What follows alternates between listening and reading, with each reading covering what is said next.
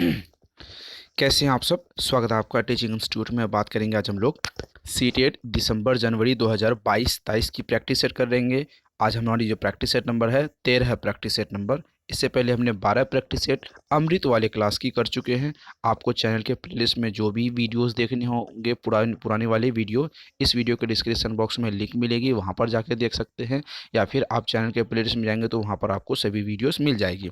अब बात करते हैं, ये सिर्फ अमृत वाले क्लास है, ये अलग से एक्स्ट्रा क्लास आपको मिल रहे हैं ताकि पहले जो क्लास आपको रेगुलर बेस में पेडागोजी एंड सीडीपी के कंटेंट वीडियोस कंटेंट क्वेश्चन अलग से आपको मिल रहे थे। आज हमारी जो क्लास है वो 500 क्वेश्चनों की सीरीज़ है। चलिए, सारे क्वेश्चन हम प्रीवियस ईयर के क्वेश्चनों में से एक करेंगे ताकि आप बेहतर तरीके से अपनी तैयारी को पूरी कर सकें। यानी ऐसे क्वेश्चन वे जो प्रीवियस ईयर के एग्ज़ाम से आए हुए हैं, और उसके अगर आप ऐसे क्वेश्चनों को डिटेल में करते हैं तो आपको यहाँ पर ये चीज़ें इल्म हो जाती है, पता चल जाती है कि आपकी पैटर्न है क्या है, आप किस आधार पर क्वेश्चनों को कंप्लीट रूप से आने वाले समय में एग्जाम्स की तैयारी कर पाएंगे। तो चलिए पहला क्वेश्चन देखते हैं। संरचनावादी ढांचे में अधिगम प्राथमिक रूप से प्रबलन पर केंद्रित है, अनुबंधन द्वारा अर्जित अवबोधन की प्रक्रिया पर केंद्रित है। बात कर देंगे ऑप्शन नंबर डी, यत्र वत्र याद करने की आधारित है। पेपर फर्स्ट 2019 के क्वेश्चन है। अब सवाल आता है क्वेश्चनों को हम सॉल्व कैसे करेंगे। Positive tag word, negative tag word, इन दो माध्यम से हम क्वेश्चनों को सॉल्व करेंगे। पॉजिटिव टैग वर्ड की अगर हम कीवर्ड की बात करें तो 30 से 40 क्वेश्चन 40 से कीवर्ड हमने बनाए हैं। इसमें भी हमने 30 से इसके भी हम कीवर्ड बनाए हैं, 30 से 40 वर्ड की 40 के कीवर्ड बनाए हैं। अगर आप इन कीवर्ड को देख लेंगे तो कोई क्वेश्चन ऐसे क्वेश्चन एग्जाम्स में पूछे जाते हैं, आप बिना क्वेश्चन को समझे हुए, क्वेश्चन को पढ़े हुए सिर्फ ऑप्शन देके राइट आंसर चूज कर पाएंगे। आप बेहतर तैयारी के लिए मैं आपको वीडियो के लास्ट में भी नंबर बता दूंगा। चलिए एक बार फिर से नंबर बता दूं, 7634993536। इस नंबर पर आप व्हाट्सअप करेंगे तो एनसीईआरटी की जो बेस्ड एनसीईआरटी बेस्ड होते हैं क्वेश्चन, तो सभी क्वेश्चनों की कंप्लीट, सभी टॉपिक के कंप्लीट नोट्स आपको प्रोवाइड करवा दी जाएंगे पीडीएफ फॉर्म में। तो आप इस नंबर पर व्हाट्सअप कर सकते हैं, अपनी जो भी क्वेरीज है क्वेरीज पूछ सकते हैं। इस वीडियो के डिस्क्रिप्शन बॉक्स में आपको लिंक मिलेगी व्हाट्सएप ग्रुप का, उस ग्रुप में आप ऐड होके साल 2022 वाले सीटेट 2022-23 वाले सीटेट ऑल ओवर इंडिया में अपने दोस्तों से वहाँ पर उस ग्रुप में बात कर सकते हैं। चलिए इसका राइट आंसर बताइए। संरचनावादी ढांचे से अधिगम प्राथमिक रूप से है। ऑप्शंस आपके सामने हैं। सबसे पहले अपनी राइट आंसर बताइए, उसके बाद हम आपको यहाँ पर राइट आंसर बताएंगे। अगर हम बात करें प्रबलन पर तो यहाँ पर ढांचे की बात की गई है। ढांचे की अगर बात की जाएगी तो यहाँ प्रबलन बिल्कुल भी नहीं होगा, अनुबंधन भी यहाँ पर बिल्कुल नहीं होगा, ये भी गलत हो जाएगा। देखिए, अवबोधन की प्रक्रिया पर केंद्रित होते हैं। ऑप्शन नंबर क्या हो जाएंगे, सी राइट आंसर होंगे। अवबोधन की प्रक्रिया संरचनावादी ढांचे में अधिगम को जो प्राथमिक होती है, अधिगम का जो प्राथमिक स्तर होता है अवबोधन होता है, ठीक है। अधिगम का जो प्राथमिक स्तर होता है, प्राथमिक स्तर होता है वो अवबोधन होता है अधिगम का, ठीक है। आगे क्वेश्चन की तरफ हम लोग बढ़ते हैं। क्वेश्चन देखते हैं आगे हम लोग। बच्चे को अधिगम गतिविधि में भागीदारी करने के लिए लगातार पुरस्कार देना व दंड देने के प्रयोग से क्या प्रभाव पड़ता है। आंतरिक अभिप्रेरणा बढ़ती है। यह बच्चों को प्रदर्शन आधारित लक्ष्यों के बजाय निपुण पर ध्यान देने के लिए प्रोत्साहित करेगा। अधिगम में बच्चों की स्वाभाविक अभिरुचि का जिज्ञासा कम होगी, बाहरी अभिप्रेरणा होती है। पेपर फर्स्ट 2019 के क्वेश्चन है। क्वेश्चन का लेवल कितना बेहतर लेवल है, लेकिन क्वेश्चन पूछा है पेपर फर्स्ट का, जबकि ऐसे क्वेश्चन पेपर सेकेंड में ज़्यादातर पूछे जाते हैं। तो चलिए जो भी है, आप क्वेश्चन का लेवल को समझिए, इन लेवल के आधार पर अपनी तैयारी को जारी रखिए ताकि आने वाले एग्जाम्स में 125, आपको पता है सीटेट में 150 के एग्जाम्स क्वेश्चन पूछे जाते हैं, जिसमें जो हमारी टारगेट है 125 का जो हमारी टारगेट है, इस बार हम इस टारगेट को अचीव करेंगे। कैसे अचीव करेंगे, 3 स्तंभ बनाए हैं। 3 स्तंभ में सबसे पहला है आपको कंप्लीट नोट्स ले लेने हैं व्हाट्सएप करके। दूसरा है लेक्चर क्लास आपको अटेंड करनी है, अगर आप बेहतर कर पाते हैं। उसके बाद आप प्रैक्टिस सेट में भाग लेंगे। अगर प्रैक्टिस सेट करते हैं तो साथ साथ हम यहाँ पर प्रीवियस ईयर के क्वेश्चनों को भी यहाँ पर इंक्लूड इनमें से करके रखे हैं, आपको पता है। तो इस 125 की जो हमारी टारगेट है अचीव वाली, इसको कैसे अचीव करेंगे। इनको अचीव करने के लिए जो हमारे पास जो एक बेसिक तौर पर हम डेली वीडियो में आप बात करते हैं, ताकि आप बेहतर तरीके से समझें और अपनी प्रतिक्रिया हमें ज़रूर बताएं कि आपको हमारी क्लास कैसे लगती है, आपने कितने कर पाए। 30 में से आपको जो हमारी टारगेट है 25 करने के, क्या आपके 25 हो पाए हैं या हो पाते हैं या नहीं, इस संबंध में बात करेंगे। इस संबंध में आपको ध्यान रखने वाली बात है, अगर 30 क्वेश्चन की प्रैक्टिस सेट करते हैं, उनमें से 25 अगर आप करते हैं तो 5 सब्जेक्ट एग्जाम से क्वेश्चन पूछ जाते हैं, तो 25 को 5 से गुना करें तो 125 जो हमारी टारगेट है वो हम अचीव कर लेंगे आपकी सहयोग के साथ और हम दोनों के सहयोग के साथ। हाँ, इसमें कुछ प्लस माइनस हो सकते हैं, लेकिन जो हमारी टारगेट इर्द गिर्द रहेगी 125 की यहाँ पर रहेगी। तो चलिए डेली प्रैक्टिस करते हैं सभी टॉपिक पर। अब हम क्लास टाइम आपको बता देते हैं। 10 बजे आपको सीडीपी मिल जाती है, उसके बाद आपको 3 बजे आपको ईवीएस मिल जाती है, उसके बाद आपको 8:30 बजे जो क्लास होती है, 8:30 बजे जो क्लास होती है वो हिंदी हिंदी पेडागोजी मिलती है या फिर आपको मैथ पेडागोजी यहाँ पर मिल जाती है। तो ये क्लास रेगुलर बेस में, तो आपको 3 क्लास आपको रेगुलर बेस में मिलती है। एक्स्ट्रा जो क्लास की बात होती है, बीच बीच में चैनल पर अगर आप बने रहेंगे तो बीच बीच में आपको एक्स्ट्रा क्लास भी देखने के लिए मिल जाती है। ये कंपलसरी, ये 3 क्लास आपको रेगुलर बेस में देखने के लिए मिलती है। तो चलिए ये थी क्लास की जानकारी। हाँ, अब आते हैं क्वेश्चन पर। क्वेश्चन क्या कहता है, चलिए बात करते हैं। पुरस्कार व दंड देना क्या प्रभावित करता है, आंतरिक अभिप्रेरणा को बढ़ाती है? बिल्कुल भी नहीं। पुरस्कार व दंड देना आंतरिक अभिप्रेरणा को बिल्कुल भी यहाँ पर नहीं बढ़ाती है। हम बात करेंगे, यह बच्चे प्रदर्शन पर आधारित लक्ष्यों को निपुण होती है, निपुण बिल्कुल भी नहीं होती है।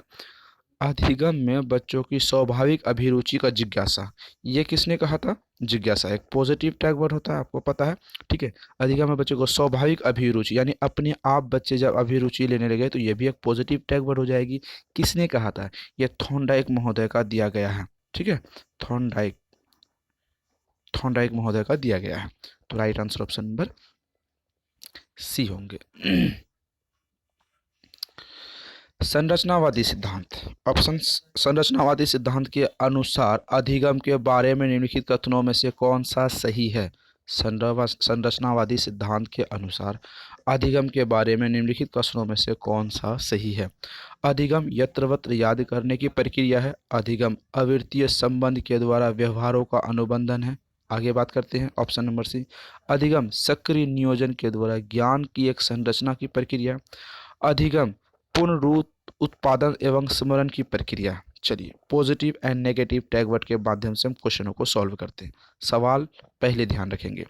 चलिए इसको हम लाइफ लाइन के तौर पे इस्तेमाल करते हैं। लाइफ लाइन अगर आपको बेहतर लगता है तो आप कमेंट सेक्शन में बताइए कि आप कितनी, क्या ये चीज़ें आपको पसंद आ रही है।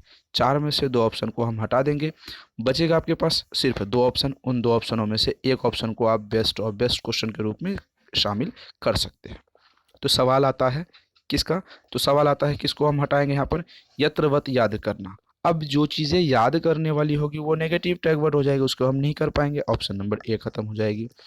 अब आते हैं स्मरण करना। स्मरण करना, याद करना, ध्यान रखना, ये ध्यान रखना पॉजिटिव हो जाती है, लेकिन स्मरण करना, याद करना एक नेगेटिव टैग वर्ड हो जाती है, तो ये गलत हो जाएगा।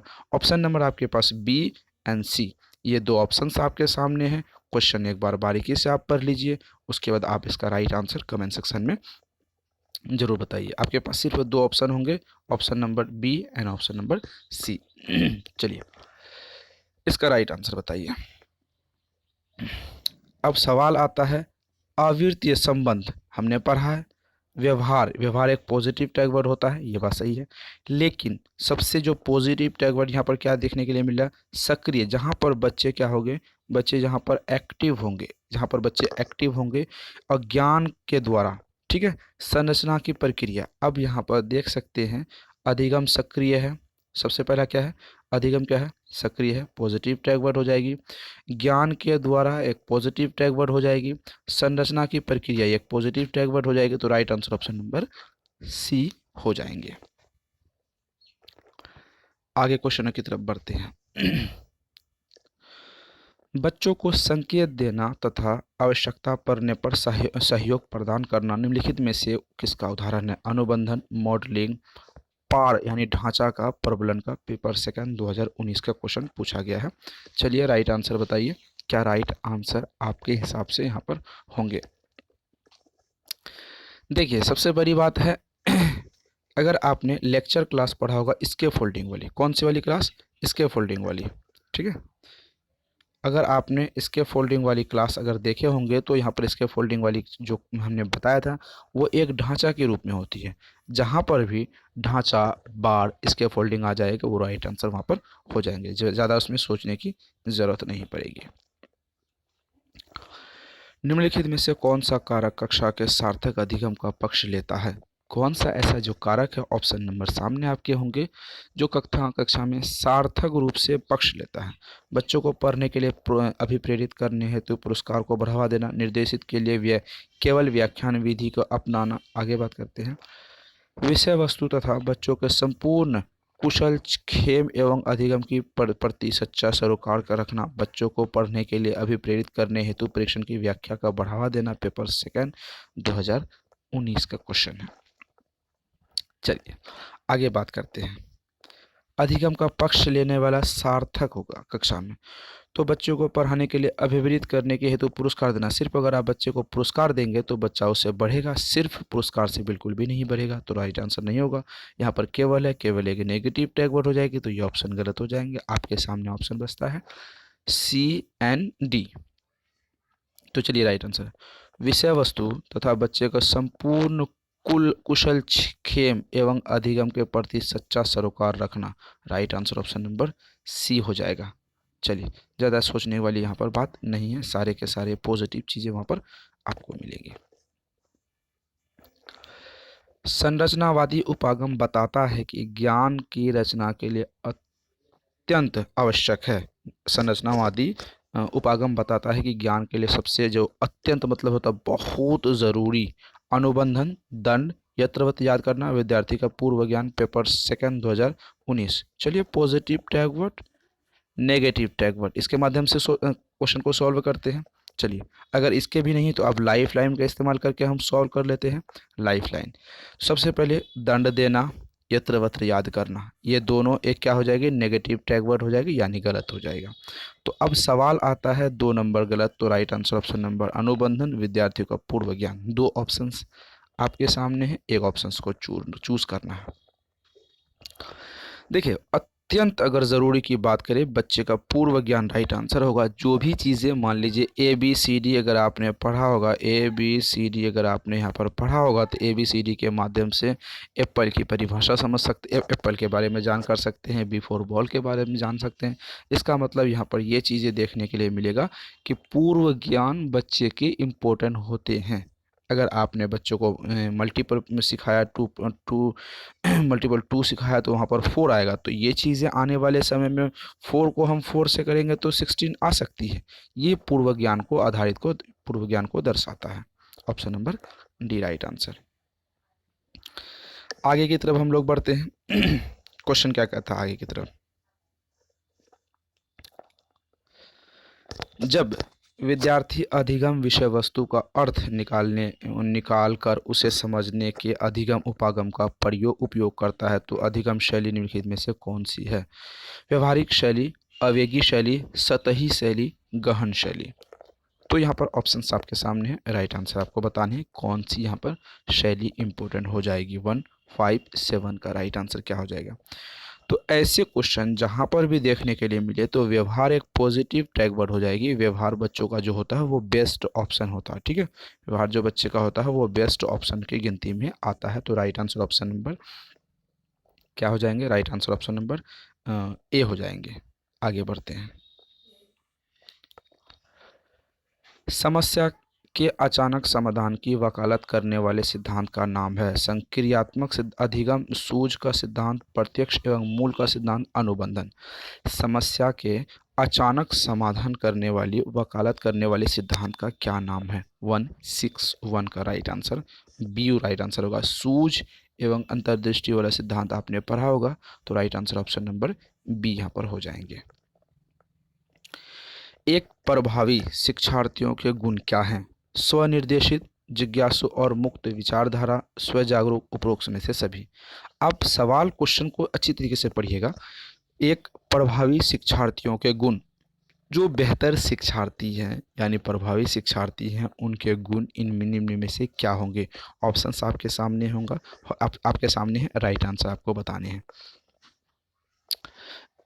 देखिए, आप अगर प्रभावी शिक्षक हैं, प्रभावी विद्यार्थी हैं, तो स्वनिर्देशित अपने आप को बेहतर तरीके से निर्देशित कीजिए, क्या करना है, कब करना है, कैसे करना है। जिज्ञासा, क्यूरियोसिटी होनी चाहिए, मुक्त विचारधारा वाला, सभी की बातों को समझने और मानने वाला। ठीक है। स्व जागरूकता, वो खुद से जागरूक होना चाहिए। उपरोक्त में से और right answer option number D हो जाएंगे। छोटी समूह चर्चा निम्नलिखित में से किसे बढ़ावा देती है? सक्रिय भागीदारिता, सक्रिय प्रतिभागिता का, अन्योन क्रिया का सत्र, सामूहिक आधारित संप्रेषण। उपरोक्त में से सभी सही। राइट आंसर क्या होगा? राइट आंसर यहाँ पर बताइए आपके हिसाब से क्या राइट आंसर यहाँ पर होंगे? 171 का क्वेश्चन क्या होंगे हो जाएंगे आपके हिसाब से? राइट आंसर बताइए। इसका राइट आंसर ऑप्शन नंबर क्या हो जाएंगे? ऑप्शन नंबर डी इसका राइट आंसर हो जाएंगे। उपरोक्त में से सभी सही।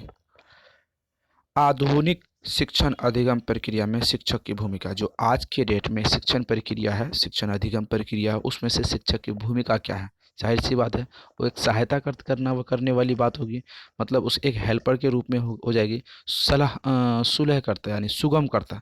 जो एनसीएफ 2005 क्या करती है? एनसीएफ 2005 करता है सुगम करता। हमने आपको एनसीएफ वाली क्लास जब पढ़ा था तो वहाँ पर समझाया था सुगमकर्ता के रूप में। ठीक है। तो चलिए ऑप्शंस देखते हैं। सीखे हुए एक अच्छे सीखने हेतु एक अच्छे सुलभकर्ता के रूप में, बच्चे की सभी कुछ पढ़ाने की, बच्चों को गणित विज्ञान भाषा सिखाने की, मूल आधारित शिक्षा देने की, कुछ नहीं, सुगमकर्ता के रूप में। Option number A right answer बिना सोचे समझे। सीखने की प्रोजेक्ट विधि किस अवस्था के लिए उपयोगी होती है? किशोर अवस्था, बाल्यावस्था, पूर्व बाल्य अवस्था। राइट आंसर क्या हो जाएंगे आपको बताने। सीखने की प्रोजेक्ट विधि, यहाँ प्रोजेक्ट विधि की बात की गई है। प्रोजेक्ट विधि में बच्चे कैसे सीख सकते हैं? ठीक है। राइट आंसर क्या हो जाएगा यहाँ पर बताइए? बाल्यावस्था। ऑप्शन नंबर क्या हो जाएंगे? ए सॉरी ऑप्शन नंबर बी है राइट आंसर है, बाल्यावस्था। अगर पूर्व बाल्यावस्था, किशोर अवस्था, इन तीनों अवस्था में प्रोजेक्ट विधि के लिए सर्वोत्तम होती है। ठीक है। इन तीनों विधि में तो सर्वोत्तम होती है, तो राइट आंसर क्या हो जाएगा? एक सेकेंड। अगर प्रोजेक्ट विधि की यहाँ पर बात की गई है तो किशोर अवस्था प्रोजेक्ट विधि सीखी जा सकती है। हाँ, राइट आंसर यहाँ पर ऑप्शन नंबर डी हो जाएंगे, सभी। उपरोक्त में से सभी हो जाएंगे। ठीक है। एक बार क्वेश्चन को बारीकी से देखिएगा। शिक्षा में फ्रोवेल का महत्वपूर्ण योगदान डैश का विकास था? Latin school, public school, kindergarten school, व्यावसायिक स्कूल। पेपर पता नहीं सेकंड फर्स्ट जो भी पूछे, सी टेट में पूछे, यूपी टेट में पूछे, बी टेट में पूछे, रीट में पूछे, ऑल ओवर इंडिया में कोई भी टीचिंग एग्जाम से होगी ये क्वेश्चन पूछे जाएंगे, इस टाइप के क्वेश्चन। तो इस टाइप के क्वेश्चन को क्या करना है? सोचने वाली बात है। कई बार हमने बात करके रखा, सिर्फ 5 सेकेंड में इसका राइट आंसर बताएंगे, क्योंकि नोट्स वाले बच्चे आप बेहतर तरीके से क्वेश्चन को सॉल्व करते चलें। आपको पता है ना हमारी टारगेट क्या है? 30 में से 25 को कंप्लीट करना है। और ये चीज़ें कंप्लीट अगर नहीं होती है तो मान लीजिए आपकी शिक्षा व्यवस्था तो ठीक ठाक है, ये नहीं पता, लेकिन आपकी जो तैयारी है वो बेहतर नहीं है। शिक्षा में विकास को लेकर फ्रोबेल का मुख्य योगदान, public school, Malwadi school, Latin school, वाणिज्य स्कूल। ठीक है। ये कौन क्या हो जाएंगे? शिक्षा में विकास को लेकर फ्रोबेल का मुख्य योगदान क्या है? राइट आंसर आपके सामने है। राइट आंसर आप अपने हिसाब से क्या होगा, पहले आप अपना राइट आंसर बताइए। तो ये हो जाएगा राइट आंसर बालवाड़ी, जिसको आप लोग आंगनवाड़ी के रूप में जानते हैं, आंगनवाड़ी के रूप में आजकल अपने इंडिया में जानते हैं। Option number B right answer. शिक्षण और अधिगम प्रभावी हो सकता है यदि छात्रों को स्वयं कार्य की स्वायत्तता दी जाए। शिक्षक अधिगम को निर्देशित करे, छात्र अधिगम शिक्षक द्वारा निर्देशित एवं नियंत्रित करे। ठीक है। आगे बात करते हैं, क्या हो जाए राइट आंसर आगे ऑप्शन नंबर डी क्या है? शिक्षक तथ्यों की व्याख्या करने में केंद्रीय भूमिका निभाए। सवाल आता है यहाँ पर क्या कि शिक्षण और अधिक प्रभावी हो सकता है जब आप पढ़ा रहे हैं, जब पढ़ाने के टाइम में जो भी आप पढ़ा रहे हैं तो वो और बेहतर तरीके से इफ़ेक्टिव हो सकता है। ठीक है। इफ़ेक्टिव यहाँ पर हो सकता है। तो इफ़ेक्टिव होने के लिए आपको क्या करना होगा? तो सबसे पहला बात है, छात्रों को स्वयं कार्य करने के लिए दिया जाए, उसकी स्वायत्ता को दी जाए, यानी जो वो कार्य करते हैं उसकी उसकी वैल्यूज़ दी जाए। स्वायत्ता का मतलब होता है वैल्यूज़ दी जाए, उसको खुद कार्य करने के लिए प्रोत्साहित की जाए, तो वो बेहतर हो जाएगी। ऑप्शन ए हो सकते हैं। आगे हमने कंप्लीट नहीं कहा है। जहाँ बात आती है निर्देशित की, आप शिक्षक हैं, आप गार्जियन नहीं है ना, तो आप शिक्षक होने के नाते किसी चीज़ को आप निर्देश नहीं कर सकते। नेगेटिव टैग वर्ड यानी गलत। अब बात करते हैं नियंत्रण। किसी चीज़ को आप कंट्रोल नहीं कर सकते। याद रखेंगे कि आप शिक्षक के रूप में किसी चीज़ को कंट्रोल नहीं कर सकते, नेगेटिव टैग वर्ड हो जाएगी। शिक्षक तथ्यों की व्याख्या करने में केंद्रीय भूमिका निभाए। हाँ, ये हो सकते हैं, लेकिन होंगे कि नहीं गारंटी बिल्कुल भी यहाँ पर नहीं हो सकती है कि option number A and D क्या होंगे। इन दोनों के बीच में आपको सही क्वेश्चनों को सॉल्व करने हैं। चलिए, 5-3 का राइट आंसर यहाँ पर क्या होगा आपके हिसाब से? अपना राइट आंसर बताइए। तो राइट आंसर ऑप्शन नंबर यहाँ पर सीधा सीधा ए दिख रहा होगा। चलिए आगे बात करते हैं। सामान्यतः छात्रों में पठन पाठन के लिए निम्न से विशेषताएं होती है। स्वयं स्वयं क्रिया करने, नवीन नवीन अनुभवों द्वारा ज्ञान का निर्माण करने। सिंपल सी बात है, option number A right answer हो जाएगा। बाकी ऑप्शन अधिगम के छात्रों को सीखने की योग्यता, एक सेकंड, ऑप्शन पढ़ना होगा। अधिगम की क्रियाशीलता छात्रों के सीखने की योग्यता उपरोक्त में से सभी है। याद रखेंगे, जब आपको उपरोक्त सभी सही क्वेश्चन पूछे जाए तो ऑप्शन में रहे तो आपको बारीकी से सभी क्वेश्चन को पढ़ना होगा, क्योंकि कभी कभी आप कंफ्यूज होने के बाद कंफ्यूज जब हो जाएंगे तो वहाँ पर राइट आंसर डी हो जाते हैं, क्योंकि सभी सही हो जाएंगे। यहाँ पर भी हमने कंफ्यूज हो गया। पहला क्वेश्चन, स्वयं क्रिया करने के नवीन योग्यता, आपको पता है ये एक पॉजिटिव टैग वर्ड है। अनुभव द्वारा ज्ञान का निर्माण एक पॉजिटिव टैग वर्ड है। इन 3 पॉजिटिव टैग वर्ड के माध्यम से हमने क्वेश्चनों को सही समझ लिया। लेकिन अधिगम की क्रियाशीलता भी एक पॉजिटिव टैग वर्ड है, ये भी तो सही होगा। छात्रों के सीखने की योग्यता भी एक पॉजिटिव टैग वर्ड, ये भी सही होगा। तो right answer option number D हो जाएगा। आगे की तरफ बढ़ते हैं। शिक्षक को निम्नलिखित शिक्षण विधियों की अभ्यास लेना चाहिए। वर्णात्मक, अंतःक्रिया विधि, भाषण विधि उपरोक्त में से कोई नहीं। क्या करना चाहिए? 59 के क्वेश्चन है। 59 के राइट आंसर आप बताइए, आपके हिसाब से क्या राइट आंसर होंगे? देखिए, अंतःक्रिया की बात, क्रियात्मक आ जाए, अंतःक्रिया की बात जहाँ पर भी आ जाए, बिना सोचे समझे राइट आंसर लगाएंगे। Option number B right answer. एक विषय पर सर्वाधिक एवं आधुनिकीकृत सूचना किस स्रोत से प्राप्त होती है? अंतर्राष्ट्रीय सम्मेलन, इंटरनेट, विश्वकोश, नवीनतम एकेडमिक पत्रिकाएं। एक कोई भी एक टॉपिक है, कोई विषय है, सर्वाधिक अधिकृत जानकारी सूचना का स्रोत जो होती है वो उनमें से क्या हो जाएगी? आज के दौर की अगर हम बात करें तो इंटरनेट हो सकता है, नवीन एकेडमिक पत्रिकाएं जो नया नया पत्रिका होती है ये हो सकता है। अंतर्राष्ट्रीय सम्मेलन में तो आप नहीं जा सकते ना। विश्वकोश में नए विषय सर्वाधिक जानकारी मिलना मुश्किल हो भी सकता है, नहीं भी हो सकता है। तो आपके हिसाब से क्या होगा? पहले आप अपना राइट आंसर लगाइए, उसके बाद हम आपको यहाँ पर राइट आंसर बताएंगे। चलिए, आज के दौर में सबसे ज़्यादा तो इंटरनेट ही है, क्योंकि कोई भी एक विषय पर सबसे अधिक जानकारी आप हासिल कर सकते हो। Option number B right answer. निम्न में से कौन सा वाद बच्चों को अपना ज्ञान स्वयं निर्माण करने में अवसर प्रदान करता है? ज्ञानवाद, व्यवहारवाद, रचनावाद, संज्ञानवाद। निम्न में से ऐसा कौन सा वाद है जो बच्चों को अपना ज्ञान निर्माण करने में स्वयं मदद करती है यानी प्रदान करती है? ऑप्शंस आपके सामने हैं। 78 का क्वेश्चन है आपके सामने। इसका राइट आंसर क्या होगा? अपना राइट आंसर यहाँ पर बताइए। देखिए, सिंपल सी बात है, right answer option number C हो जाएगा, रचनावाद। ऑप्शन नंबर क्या हो जाएगा यहाँ पर? सी, रचनावाद। Option number A B C D में से सी यहाँ पर राइट आंसर हो जाएगा रचनावाद। शिक्षा के क्षेत्र में पाठ्यचर्या शब्दावली की ओर संकेत करती है। विद्यालय का संपूर्ण कार्यक्रम जिसमें विद्यार्थी प्रतिदिन अनुभव प्राप्त करते हैं। शिक्षण पद्धति, पढ़ाई जाने वाली विषय वस्तु, मूल्यांकन प्रक्रिया। आगे बात करते हैं।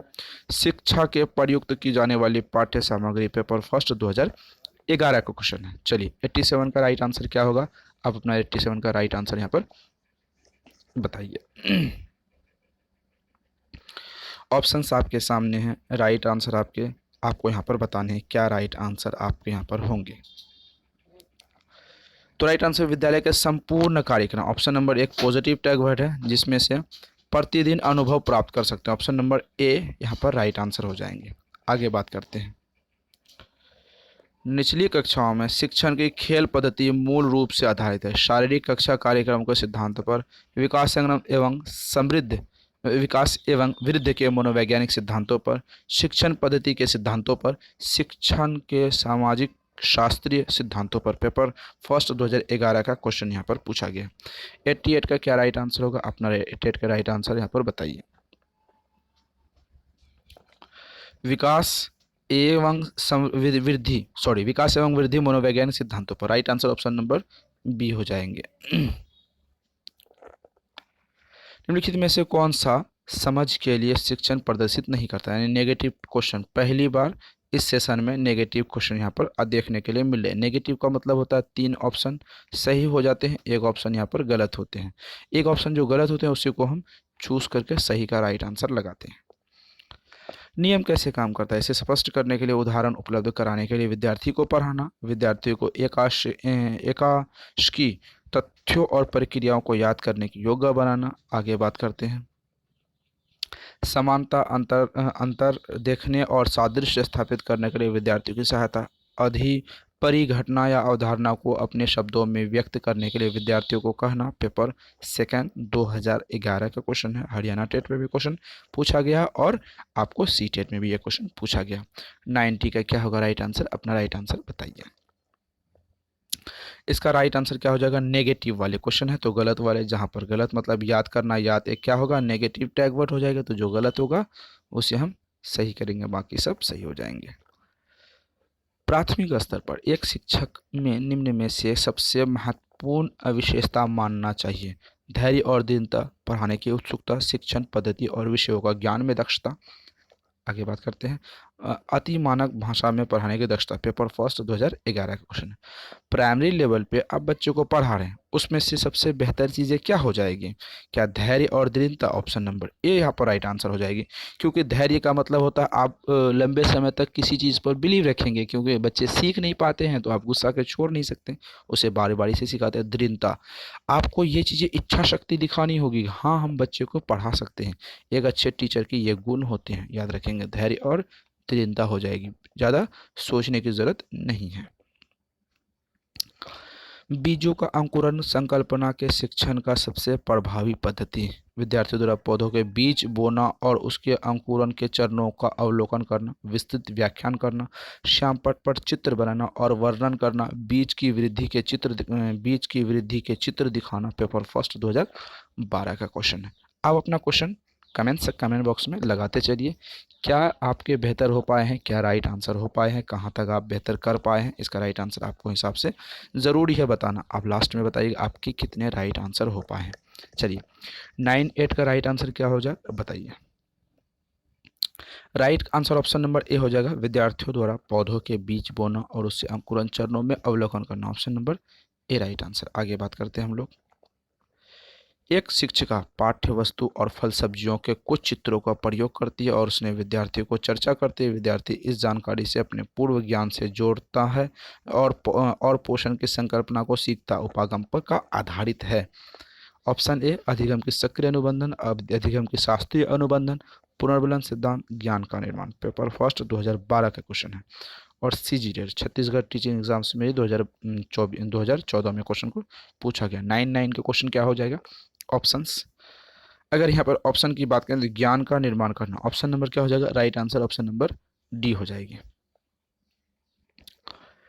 एक शिक्षिका अपने शिक्षार्थियों के अनेक तरह की सामूहिक गतिविधियों से व्यस्त रखती है, जैसा समूह चर्चा, सह परियोजना, भूमिका आदि, निर्वाह आदि सीखने के किस आयाम को उजागर करता है। सामाजिक गतिविधियों के रूप में अधिगम, प्रतियोगिता आधारित अधिगम।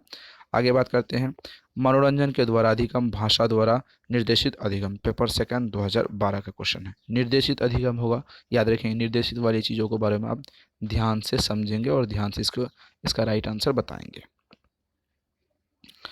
बात हो रही है सामूहिक चर्चा, सामूहिक परियोजना, भूमिका निर्वाह, तो जहाँ पर सामाजिक आएगी वो राइट आंसर हो जाएंगे, ज़्यादा सोचने की यहाँ पर ज़रूरत नहीं है। कुछ क्वेश्चन का जो ऑप्शंस होते हैं वो क्वेश्चन में ही आपको देखने के लिए मिल जाती है। चलिए आगे बात करते हैं। प्राथमिक स्तर पर सकारात्मक वातावरण निर्मित करने के लिए एक शिक्षक को क्या चाहिए। आप प्राइमरी लेवल के शिक्षक हैं, कक्षा में पढ़ा रहे हैं, आप सकारात्मक पॉजिटिव वातावरण इन्वायरमेंट बेहतर तरीके से करना चाहते हैं, तो आप उनमें से क्या करेंगे। विभेद नहीं करना चाहेंगे ताकि बच्चे के लिए समान लक्ष्य सुनिश्चित करना चाहिए। सुबह प्रत्येक बच्चों को अभिवादन करना चाहिए। आगे बात करते हैं। सामूहिक गतिविधि के दौरान सामाजिक के आधार पर उन्हें अपने समूह बनाने की अनुमति देनी चाहिए। सकारात्मक अंत वाली कहानियां सुनानी चाहिए। पेपर फर्स्ट 2012 का क्वेश्चन है। क्वेश्चन घुमावदार है लेकिन क्वेश्चन का लेवल बहुत अच्छा है। देखिए, अगर आप प्राइमरी लेवल के शिक्षक हैं, सकारात्मक वातावरण बनाना चाहते हैं, तो सबसे पहला काम जो आपको किसी से विभेद नहीं करना होगा। किसी से विभेद यानी भेदभाव नहीं करना होगा। प्रत्येक बच्चे को समान लक्ष्य सुनिश्चित करना होगा। यानी जो भी आपके कक्षा में बच्चे हैं, चाहे वह बच्चे किसी चीज़ से डिसेबिलिटी से जूझ रहा हो, या चाहे वो बच्चे किसी चीज़ से अपंग हो, या फिर विकलांग हो, दिव्यांग हो, गरीब हो, अमीर हो, किसी जाति के हो, किसी भेदभाव से आप उसे नहीं करेंगे। ठीक है, तो ये चीज़ option number A right answer होगा। निम्नलिखित में से कौन सा शिक्षक से संबंधित अधिगम को प्रभावित करने वाले कारक हैं? विषय वस्तु अधिगम का अनुभवों की प्रकृति, बैठने की उचित व्यवस्था, शिक्षण अधिगम साधनों की उपलब्धता, विषय वस्तु की प्रवीणता। पेपर फर्स्ट 2012 का क्वेश्चन है।